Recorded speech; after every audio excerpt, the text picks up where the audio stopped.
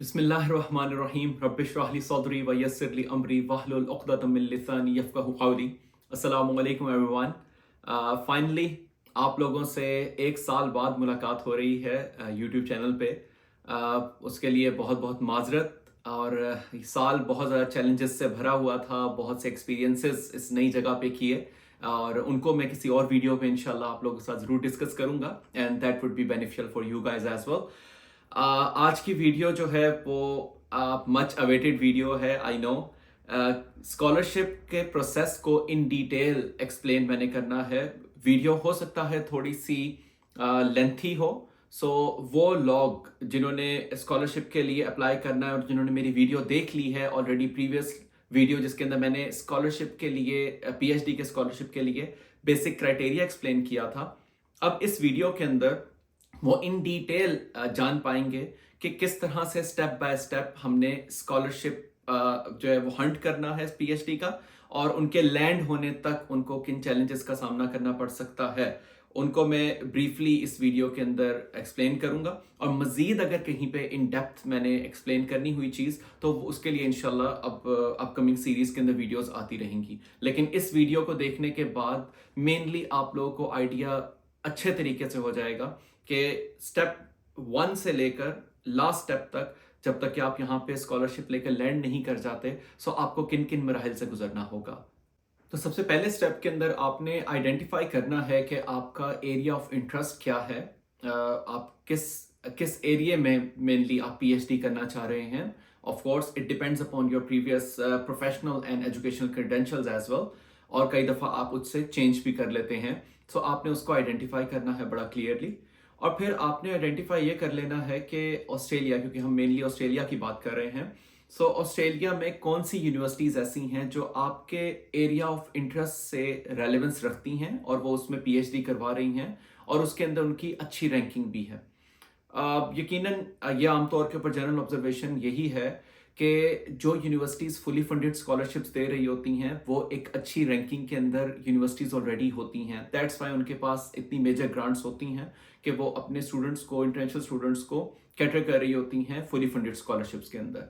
Second step आपका ये है कि आपने देखना है कि आप कौन सी स्कॉलरशिप ऑप्शंस ले रहे हैं। मेनली ब्रॉडली 2 लेवल्स की स्कॉलरशिप्स होती हैं। एक ऑस्ट्रेलियन गवर्नमेंट की फंडेड स्कॉलरशिप्स होती हैं और दूसरी जो होती हैं वो यूनिवर्सिटी फंडेड स्कॉलरशिप्स होती हैं। और उसके अंदर भी आपको फुली फंडेड स्कॉलरशिप्स भी मिलेंगी और कुछ प्लस माइनस के साथ आपको डिफरेंट स्कॉलरशिप्स भी मिल जाएंगी। लेकिन आपने, और इस वीडियो के अंदर भी मैंने मेन टारगेट रखना है अपना फुली फंडेड स्कॉलरशिप के ऊपर, जिसके अंदर आपकी कंप्लीट जो एक्सपेंसेस होते हैं ट्यूशन फी के वो भी कवर्ड होते हैं स्कॉलरशिप के अंदर, और साथ ही साथ आपको मंथली स्टाइपेंड भी मिल रही होती है, क्योंकि उससे आपके लिए बहुत ज़्यादा आसानी हो जाती है। नेक्स्ट स्टेप बहुत ज़्यादा इंपॉर्टेंट स्टेप है और ये 2 स्टेप्स तकरीबन पैरेलल चलते हैं।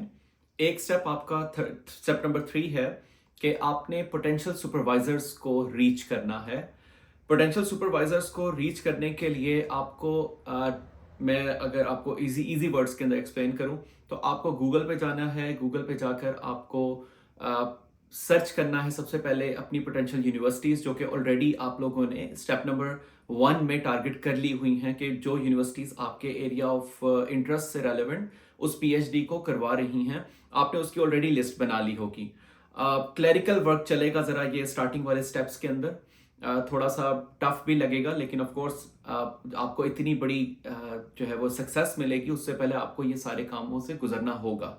सो पहले स्टेप के अंदर आपने जिन यूनिवर्सिटीज़ को टारगेट किया हुआ है, अब आपने उन यूनिवर्सिटीज़ की वेबसाइट के ऊपर टर्न बाय टर्न जाएं और वहाँ पर देखें कि कौन से रिसर्च सुपरवाइजर्स जो हैं वो आपके एरिया ऑफ इंटरेस्ट से रेलेवेंस रखते हैं, और फिर उनको, उनकी प्रोफाइल्स को जो है एक्सप्लोर करें और देखें कि वो किस एरिया में मज़ीद काम कर रहे हैं, कौन से रिसर्च प्रोजेक्ट्स के ऊपर वो काम कर चुके हैं, किन रिसर्च प्रोजेक्ट्स के ऊपर उनके आर्टिकल्स हैं और किन रिसर्च प्रोजेक्ट्स पे उन्होंने अभी आगे काम करना है। उनके कई दफ़ा आपको प्रोफाइल्स के अंदर, उनकी बायो के अंदर ये सारी की सारी डिटेल्स मिल जाती हैं। आप लोग एक एक्सेल शीट बना लें और एक्सेल शीट के अंदर यूनिवर्सिटी का नेम, फॉर एग्जांपल अगर आप लिखते हैं डीकन यूनिवर्सिटी, तो डीकन यूनिवर्सिटी के नीचे जो प्रोफेसर्स हैं उनको उनकी डिटेल्स लिखें, उनका फुल नेम क्या है और फिर उनकी क्या ईमेल आईडी क्या है और उनका रिसर्च का एरिया क्या है, या हल्की फुल्की वो डिटेल्स लिख लें। आप जितना ऑर्गेनाइज्ड काम कर रहे होंगे उतना आपके लिए आसानी होगी पिक एंड चूज करने के अंदर और इस चीज़ को मॉनिटर करने के अंदर कि आपने किन किन प्रोफेसर्स को रीच किया है। माइंड इट, हर एक की अपनी अप्रोच हो सकती है। I am sharing as per my experience. आप जब पोटेंशियल सुपरवाइजर्स की लिस्ट को लिस्ट डाउन कर लें तो फिर आपने जो उनको कांटेक्ट करना शुरू करना है। जिस लम्हे आप पोटेंशियल सुपरवाइजर्स को रीच आउट कर रहे होंगे उसी लम्हे पैरेलल के अंदर आप लोगों को अपने रिसर्च प्रपोजल पे भी काम करना है। मैंने अपनी जो प्रीवियस वीडियो थी उसके अंदर ये एक्सप्लेन किया था कि आप लोगों की एक बेसिक रिक्वायरमेंट में से एक है रिसर्च प्रपोजल पीएचडी के लिए अप्लाई करने के लिए।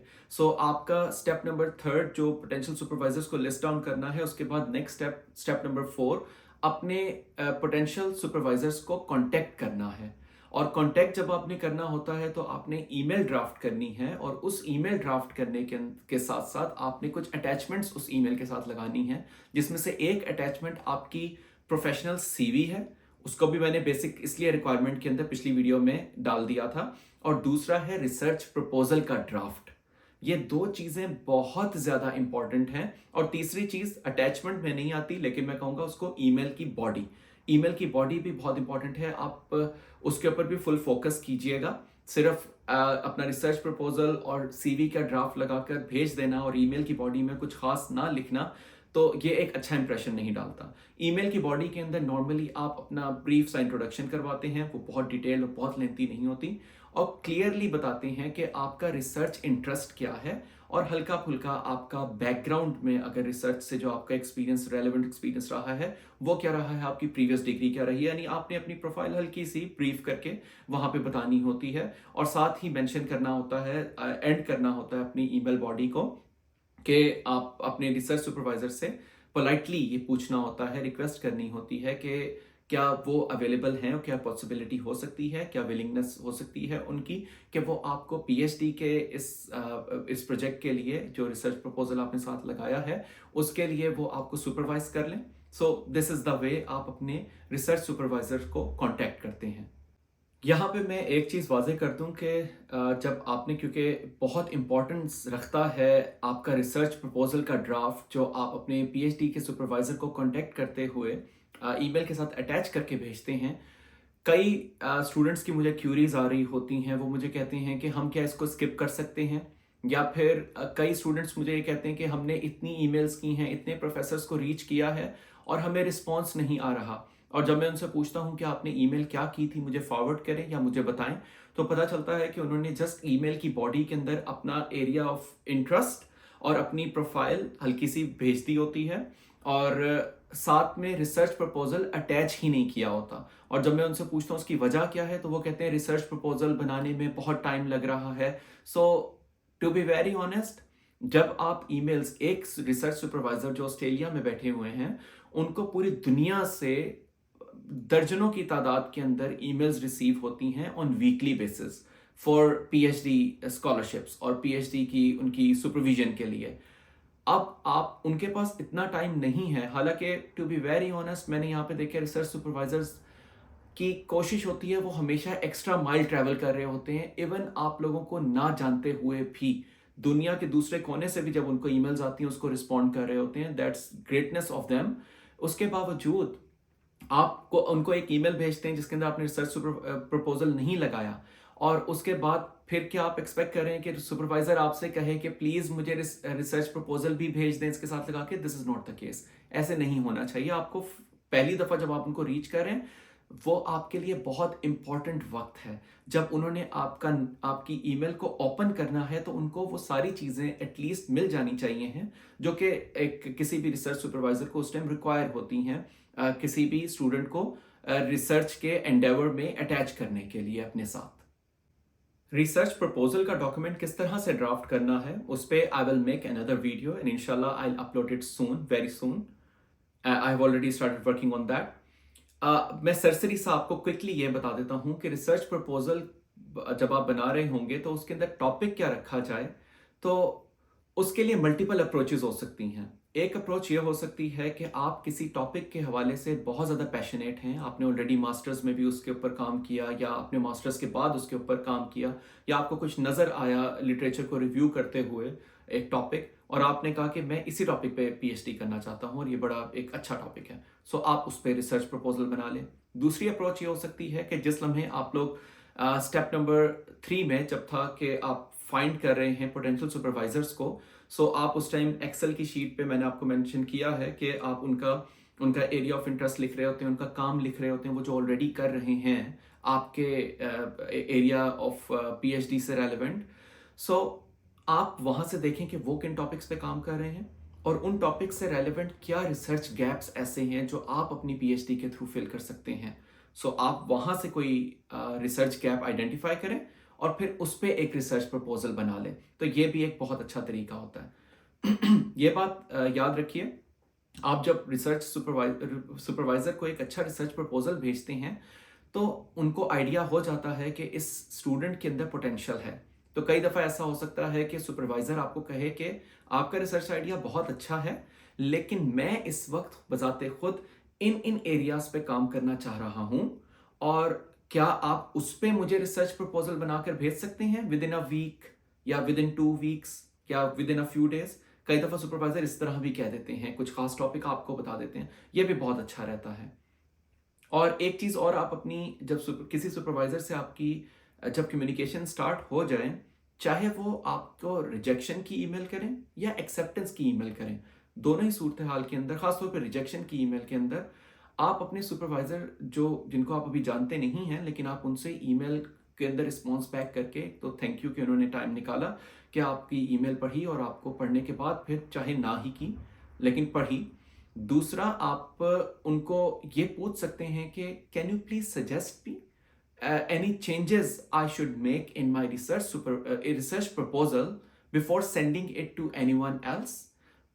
इतने अच्छे फीडबैक रिसर्च सुपरवाइजर्स यहाँ से आपको दूर से बैठ कर दे देते हैं उसके अंदर। मैंने खुद ये एक्सपीरियंस किया हुआ है अपने टाइम के अंदर। सो हमेशा जब भी आपको निगेशन भी मिले, क्योंकि ज़्यादातर सुपरवाइजर्स बहुत ऑक्यूपाई भी होते हैं और कई दफ़ा उनके पास टाइम नहीं होता, बिजी रूटीन होती है, सो वो आपको यही कहते हैं कि सॉरी, हम आपको फ़िलहाल नहीं ले सकते। सो उस पर आपने दिल बर्दाश्ता नहीं होना, हर्ट नहीं होना, बल्कि उनसे पूछ लेना है कि कोई सजेशंस।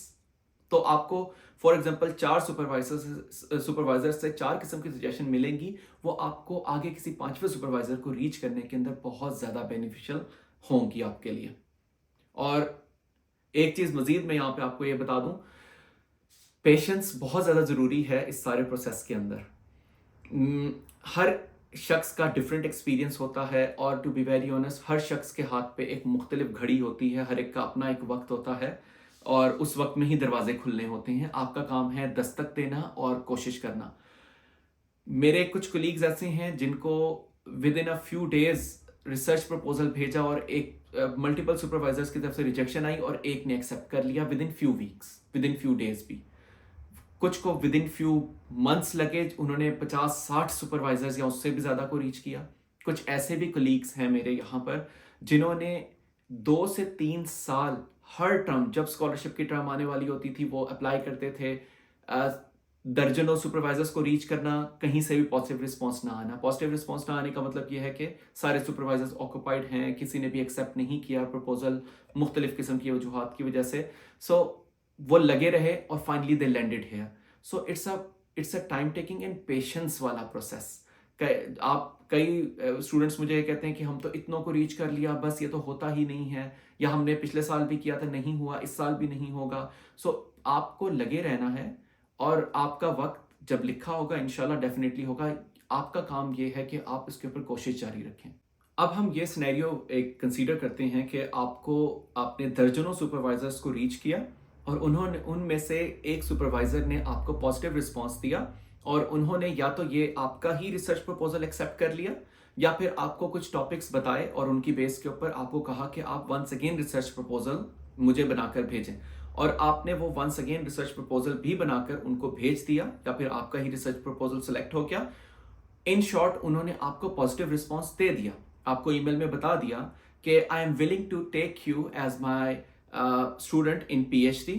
सो अब जो उसके साथ अगला स्टेप, ये अगला स्टेप कहूँ या फिर ज़्यादा बेहतर ये कि अगला पॉइंट जिसके ऊपर आपने फोकस करना है वो ये है कि आपके डॉक्यूमेंट्स रेडी होने चाहिए हैं।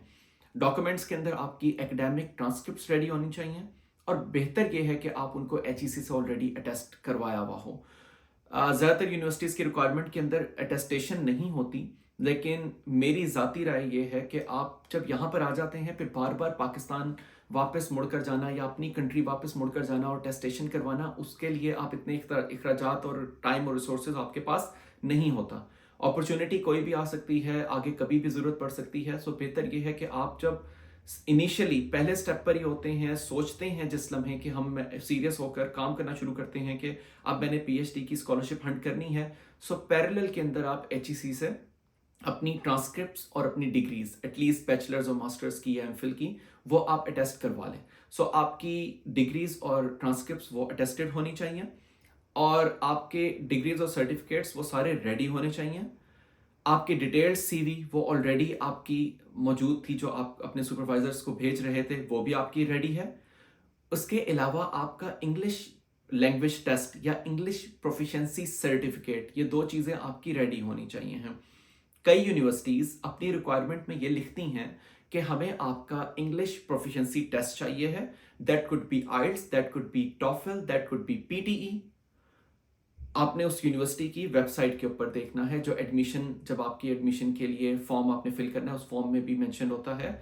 और कुछ यूनिवर्सिटीज़ ये कहती हैं कि अगर आप ये टेस्ट नहीं देना चाहते और आप अगर एक सर्टिफिकेट दे दें, वो होता है इंग्लिश प्रोफिशिएंसी सर्टिफिकेट, जो आपको आपकी प्रीवियस यूनिवर्सिटी जहाँ से आपने अपना MPhil या मास्टर्स किया होता है बाय रिसर्च, आप वहाँ पर जाएं और वहाँ पर जाकर आप उनको डिपार्टमेंट के अंदर या अपने एकेडमिक ऑफिस के अंदर जाकर उनको बताएं, तो उन सबको पता होता है उसका क्या स्ट्रक्चर है, और वो एक इंग्लिश प्रोफिशिएंसी सर्टिफिकेट दे देते हैं। उस सर्टिफिकेट के अंदर मेन उसकी थीम ये होती है कि इस स्टूडेंट ने प्रीवियस डिग्री हमारे पास इंग्लिश में की है, mode of communication, mode of teaching English था। इसकी वजह से आपके कई यूनिवर्सिटीज, सारी नहीं, कई यूनिवर्सिटीज PhD के एडमिशन के प्रोसेस के अंदर आपको IELTS या TOEFL या इन टेस्ट से खुलासी दे देती हैं, और उस सर्टिफिकेट की बेस के ऊपर आपको आगे प्रोसेस आपका प्रोसीड हो जाता है। और अगर तो आप IELTS की तरफ जा रहे हैं, सो ओवरऑल कोशिश करें कि 7 से नीचे ना लें, बिल्कुल भी 7 से नीचे ओवरऑल फिर आपके लिए कई दफ़ा मसला होता है। कई वेबसाइट्स तो बड़ा एक्सप्लिसिटली मेंशन कर देती हैं यूनिवर्सिटीज़ की कि हमें इससे कम नहीं चाहिए है। आपका पासपोर्ट बिल्कुल वैलिड हो, और कोशिश ये करें, जो मैंने अपने टाइम पे किया था, मैंने जिस लम्हे स्कॉलरशिप का सोचा था और मैंने इनिशिएट किया था प्रोसेस, मैंने उसी लम्हे अर्जेंट अपना 10 ईयर पासपोर्ट बनवा लिया था। हालांकि अभी मेरा पासपोर्ट एक्सपायर होने में कुछ और साल थे।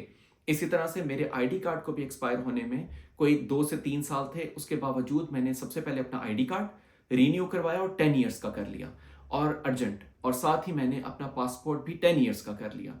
फिर मैं यही कहूँगा, यहाँ पे आने के बाद बहुत से चैलेंजेस आपको और देखने पड़ते हैं, और उस दौरान के अंदर कई दफ़ा आप भूल जाते हैं अपना पासपोर्ट या ID कार्ड को रीन्यू करवाना, या उसकी एक्सपायरी डेट करीब आ जाती है, फिर और बहुत ज़्यादा मसाइल होते हैं। हाईली रिकमेंड करूँगा आप लोगों को कि आप ये दोनों ID कार्ड और पासपोर्ट 10 ईयर्स के मिनिमम करवा कर फिर अपने प्रोसेस को इनिशिएट करें। तो जनाब, अब आपका पोटेंशियल सुपरवाइज़र ने भी रिस्पॉन्स बैक कर दिया हुआ है पॉजिटिव, अच्छा सा। आपके डॉक्यूमेंट्स जो मैंने अभी आपको बताए हैं वो भी सारे के सारे आपके पास हैं, मौजूद हैं, रेडी हैं। अब आपने अप्लाई करना शुरू करना है एडमिशन पोर्टल पे, आपकी वेबसाइट के ऊपर जो उनका एडमिशन पोर्टल है वहाँ पर। हर यूनिवर्सिटी का मुख्तलिफ हो सकता है। कुछ यूनिवर्सिटीज़ ईमेल के थ्रू आपको पोर्टल का लिंक भेजती हैं, फॉर्म भेजती हैं। कुछ यूनिवर्सिटीज़ जो होती हैं वो आपको वेबसाइट पे ही आप उनका फॉर्म फिल करना शुरू करते हैं, और फॉर्म फिल करते हुए फॉर्म के अंदर मौजूद होता है कि आपने रेफरेंस डालना होता है उन सुपरवाइज़र का जिनके साथ आपकी ईमेल के ऊपर कन्वर्सेशन चल रही है। सो आपको अब यूनिवर्सिटी की वेबसाइट पे ही अपना एक ऑनलाइन अकाउंट क्रिएट कर लेना होता है, और फिर आप उसको फॉर्म को लेकर चलते चले जाते हैं, और उसके अंदर हर चीज़ मेंशन्ड होती है, स्कॉलरशिप्स की टाइप्स मेंशन्ड होती हैं। वो एक डिटेल्ड फॉर्म होता है, उसके अंदर आप अपना फिल करते चले जाते हैं। सारी चीज़, वर्ड्स के स्पेलिंग्स, ईच एंड एवरीथिंग बड़ी केयरफुल आपने उसको फिलअप करना है। एक सेक्शन वहाँ पर ये होगा जहाँ पे मेंशन होगा कि आपने जिस सुपरवाइज़र ने आपको एक्सेप्ट किया है उनके क्रीडेंशियल्स डालें। आपके पास अगर ना हो, वैसे तो आपने ऑलरेडी वेबसाइट से उनके क्रेडेंशियल्स ले लिए होंगे, उनका ईमेल आईडी, उनका फुल नेम। अदरवाइज आप जो है वो उनको ईमेल पे रिक्वेस्ट कर सकते हैं। सुपरवाइजर्स कोई भी हों, चाहे वो आपको उन्होंने पिक कर लिया हो या ना भी पिक किया हो, they are very professional, they are very humble, they are very courteous, अल्हम्दुलिल्लाह, literally hats off to them.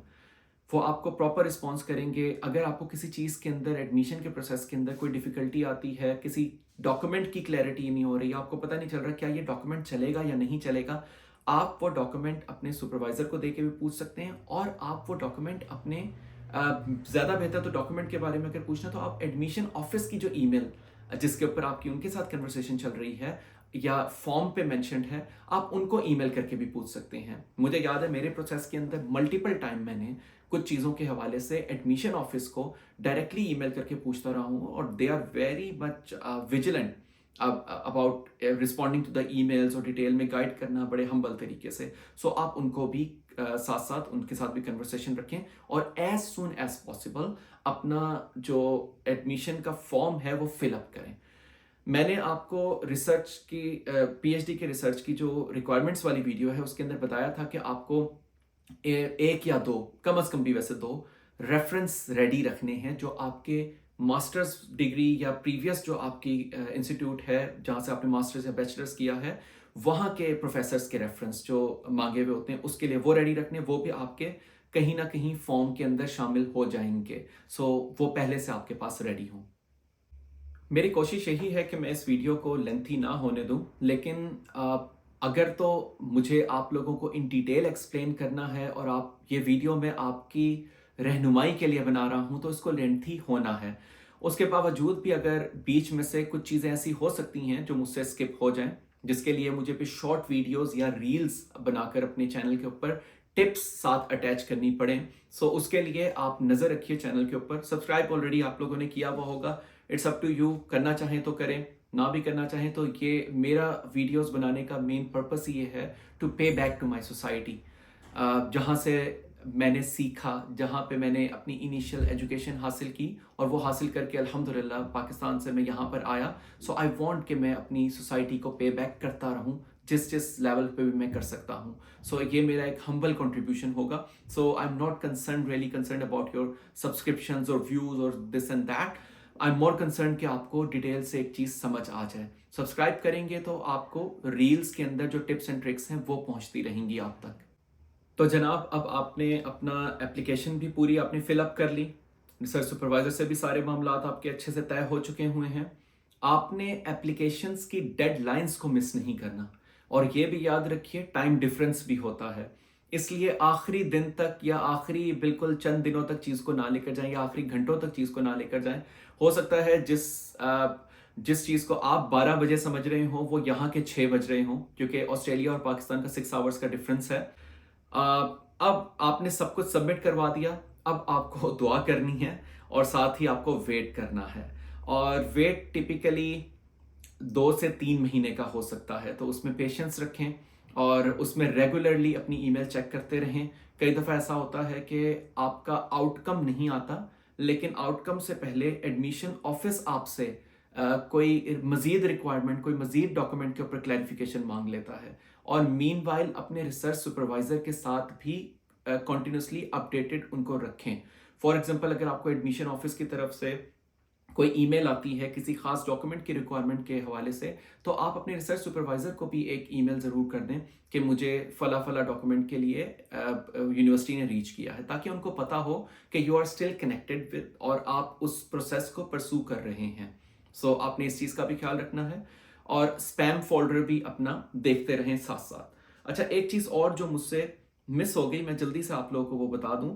जिस लम्हे आप अपने पोटेंशियल सुपरवाइजर को रीच करते हैं, एक बात याद रखिए, उनको अगर आपका रिसर्च प्रपोजल अच्छा लग जाता है, समझ आ जाता है, सो हाईली इस चीज़ के चांस होते हैं, और ये ऑलमोस्ट 99% केसेस के अंदर यही होता है कि रिसर्च सुपरवाइजर आपके साथ एक मीटिंग स्केड्यूल करते हैं, जूम मीटिंग और या टीम्स के ऊपर।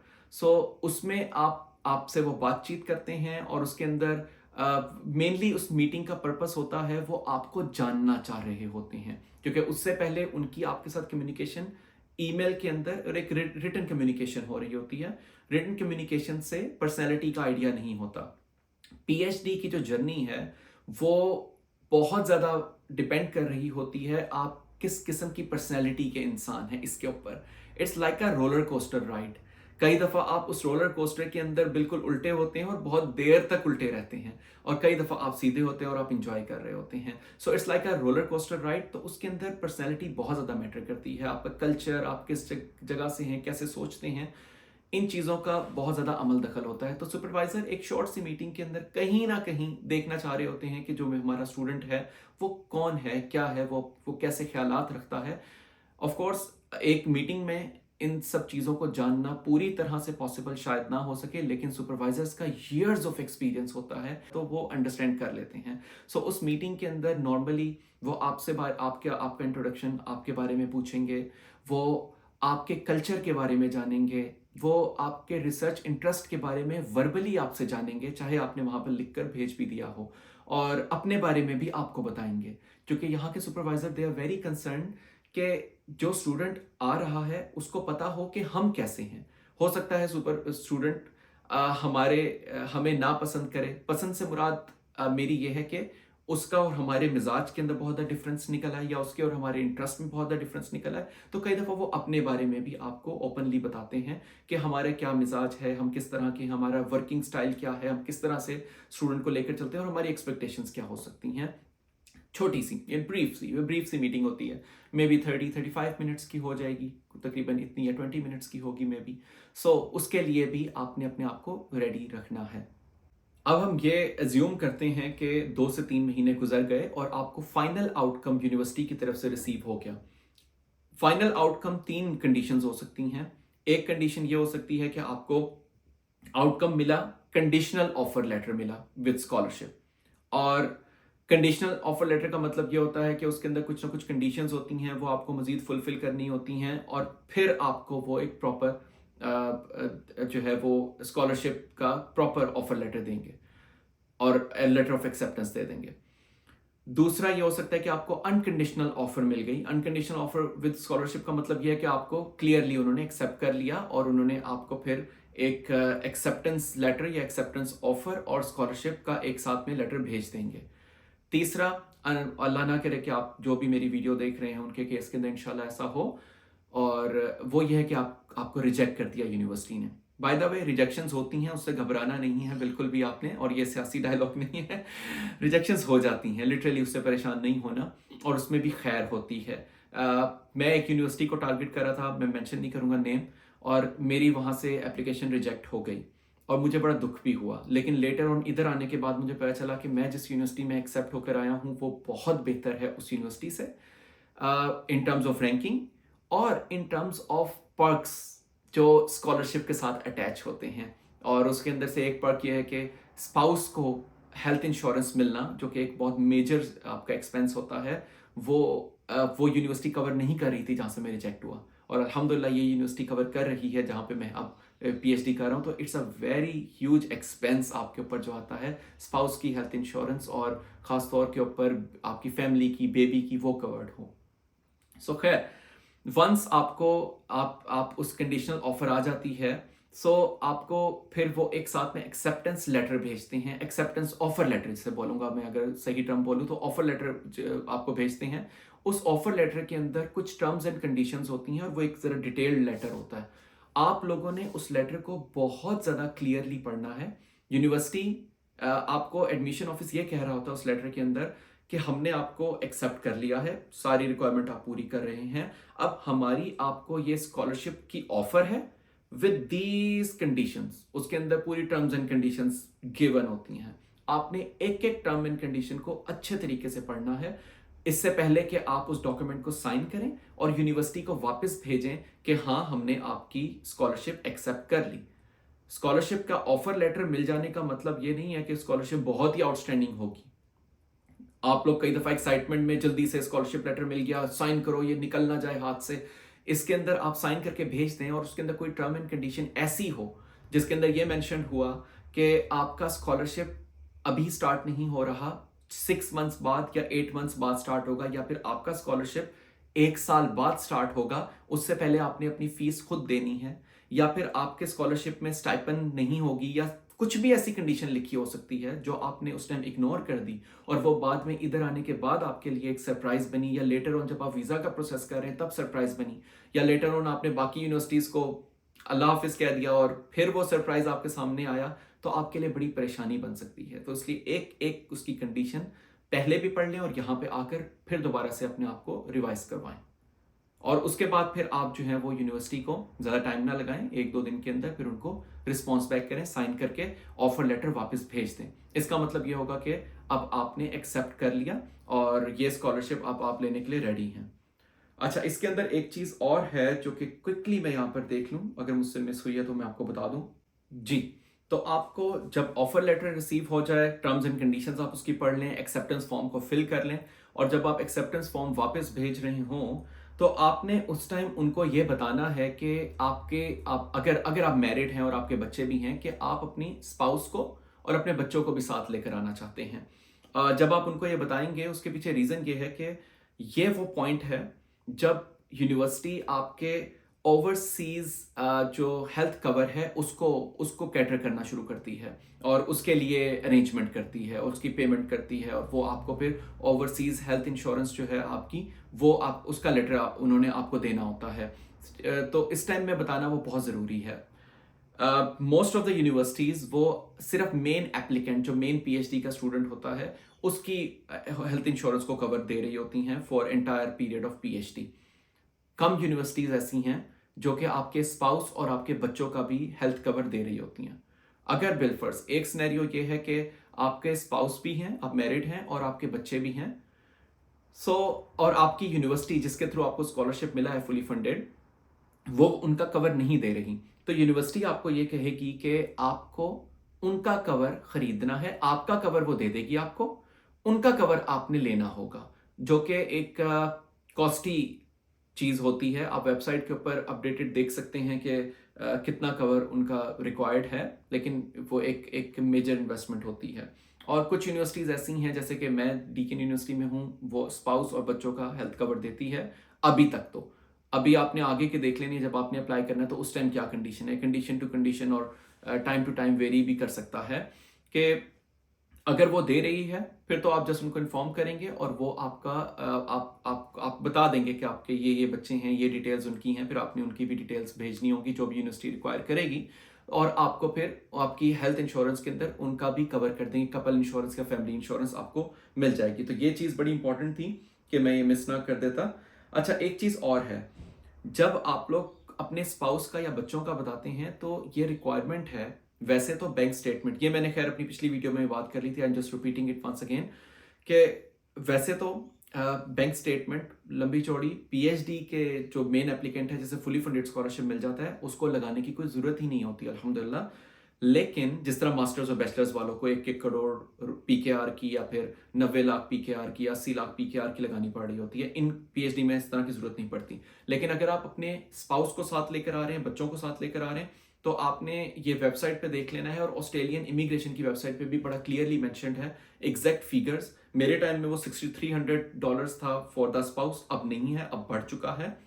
आपने वो एग्जैक्ट फिगर्स देख लेनी है, और फिर बच्चों की एज के हिसाब से भी कि किस किस बच्चे के लिए कितने आपने अमाउंट सबमिट करवानी है। सबमिट एक्चुअली उनको नहीं करवानी, अपने बैंक में सबमिट करवाकर बैंक स्टेटमेंट देनी है 3 मंथ्स की। वो आपने देख लेनी है। और याद रखिए, अगर आप प्लान कर रहे हैं अपने स्पाउस और अपने बच्चों को लाने का, आपने ये 3 मंथ्स पहले से ये बैंक स्टेटमेंट रेडी रखनी है। ये वाली चीज़ आपको पहले से पता होनी चाहिए है कि आप लेकर जाना चाह रहे हैं, और मेरी तो एडवाइस ये होगी कि आप लेकर आएँ। क्योंकि यहाँ पर आने के बाद जो अगर आपका पार्टनर आपके साथ है, और ख़ास तौर पे वो पार्टनर जो है वो प्रोडक्टिव है और आपके साथ कदम से कदम मिलाकर चलने वाला शख्स है, आप तो बहुत ही अच्छा हो जाता है। आपको एक इमोशनल सपोर्ट मिलती है, आपको एक कंपेनियन मिलता है, यहाँ पे आपको लोनलीनेस फील नहीं होती। तो बहुत अच्छा, मुझे तो बहुत बेनिफिट हुआ अपने स्पाउस को साथ लाने का, और मैंने जिससे भी सुना है जो अपने स्पाउस को साथ लेकर आए हैं, उनकी ज़िंदगी यहाँ पे और बेहतर हुई है। अब आपका सारा काम हो गया है, आपने यूनिवर्सिटी की भी ऑफ़र को एक्सेप्ट कर लिया है, और आपने अपनी स्पाउस के बारे में भी बता दिया है यूनिवर्सिटी को, बच्चों के बारे में बिलफर्ज आपने बता दिया है। और आपको फिर यूनिवर्सिटी ने उनकी हेल्थ इंश्योरेंस के साथ या जो भी मजीद यूनिवर्सिटी की रिक्वायरमेंट है उन्होंने आपसे वो मांगी और आपने वो भी फुलफिल कर दी। और फाइनली आपको जो यूनिवर्सिटी ने डॉक्यूमेंट देना है, जो डॉक्यूमेंट इस बात की जमानत होगा कि आपको एडमिशन मिल गया, स्कॉलरशिप मिल गया, एवरीथिंग इज रेडी, अब आप अपना स्टूडेंट वीजा फाइल कर सकते हैं।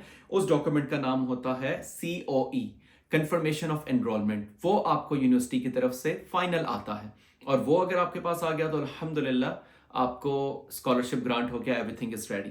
अब आपका जो नेक्स्ट चैलेंज होता है और नेक्स्ट जो प्रोसेस होता है, जो कि बहुत इंपॉर्टेंट प्रोसेस है, आप समझ लें कि आधा काम हो गया और आधा काम रह गया, और वो आधा काम जो है वो आपका वीज़ा एप्लीकेशन है। और वीज़ा एप्लीकेशन के अंदर आपने क्या क्या चीज़ें लगानी होती हैं क्विकली मैं बता दूं। एक आपका बहुत से डॉक्यूमेंट्स लगते हैं, लेकिन मेजर जो डॉक्यूमेंट प्रिपरेशन उसके लिए वीज़ा एप्लीकेशन के लिए होती है, उसके अंदर आपकी कंफर्मेशन ऑफ एनरोलमेंट COE जो आपको यूनिवर्सिटी ने दिया वो लगता है। आपका जो स्कॉलरशिप अवार्ड करने का जो लेटर होता है, स्कॉलरशिप लेटर होता है, वो लगता है। और आपका ओवरसीज हेल्थ इंश्योरेंस या हेल्थ कवर जिसे बोलते हैं OSHC, वो लगता है। और अगर आप स्पाउस के साथ करें तो ऑफकोर्स उनका भी, अगर आपने खुद भी परचेज किया है तब भी आपने वो भी लगाना है, जो आपका है यूनिवर्सिटी ने दिया है वो भी आपने लगाना है। उसके बाद आपको मेडिकल का भी टाइम लेना होता है वीज़ा के प्रोसेस में। वो मेडिकल का जो भी वीज़ा का प्रोसेस होता है उस टाइम एंड डेट मिलती है, उसके थ्रू आपने मेडिकल की भी लगाना है। फिर आपकी proof of identity, that could be photographs और पासपोर्ट, नॉर्मल थिंग्स, वो हर वीज़े में लगता है, वो लगना चाहिए। एंड देन स्टूडेंट वीज़ा के लिए पर्टिकुलरली आपका स्टेटमेंट ऑफ पर्पस या statement of genuine temporary entrance, जिसे GTE भी बोलते हैं, ये लगेगा। और इस सब को ऑफ कोर्स आपने आप किसी भी एक्सपीरियंस्ड बंदे से, जिसको वीज़ा फाइल करने की एक्सपीरियंस हो, ज़रूरी नहीं है आपने ये एजेंट से ही करें, लेकिन एजेंट से करें तो ज़्यादा बेहतर होता है, गलती के इम्कानात कम होते हैं। यूनिवर्सिटी जब आपको फाइनल स्कॉलरशिप दे देती है, सारा कुछ बता देती है, फिर यूनिवर्सिटी ही अपनी ईमेल के अंदर कुछ एजेंट्स के भी कॉन्टैक्ट नंबर दे देती है। तो बेहतर यह है कि आप उन एजेंट से रब्ता कर लें जिनको, जो यूनिवर्सिटी रिकमेंड कर रही है, आप उनके थ्रू कर लें। या फिर जो ऑलरेडी PhD के या वीज़ा के इस प्रोसेस से बजाते खुद जिन्होंने फाइल किया और वो गुजरे हैं, आप उनसे टाइम ले लें, लेकिन करें किसी किसी के एक्सपीरियंस बंदे के थ्रू ही। और अगर एजेंट आपसे कुछ पैसे मांग भी रहा है उसको करने के अंदर, तो उस वहाँ पे कंजूसी ना करें, मेहरबानी। आपको स्कॉलरशिप अवार्ड हो रहा है तो आप किसी भी अच्छे रिलायबल एजेंट से ये सारा अपना प्रोसेस करवा सकते हैं। और एक और चीज़ ये भी याद रखें कि आपका आपका जो निकाह नामा है, अगर आप स्पाउस को साथ लेकर आ रहे हैं, तो वो आपका रजिस्टर्ड प्रॉपर जो एक इंग्लिश के अंदर ट्रांसलेटेड निकाह नामा होता है, नादरा से जो आपका निकलता है, या जो भी आपकी जिस भी कंट्री से आप हैं, मैं पाकिस्तान से मेनली फोकस करके उसके बारे में उसके हवाले से बता रहा हूँ। तो आप जिस भी कंट्री से हैं, आप उस हवाले से आपका प्रूफ ऑफ फैमिली रिलेशनशिप्स वो भी आपके साथ हो।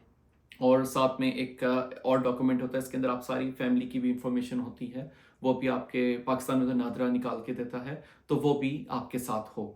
सो ये तरीक़ेकार है। उसके बाद फिर आपने 1 से 3 महीने वेट करना है वीज़ा का, और फिर वही दुआएं और मुसलसल दुआएं करनी हैं।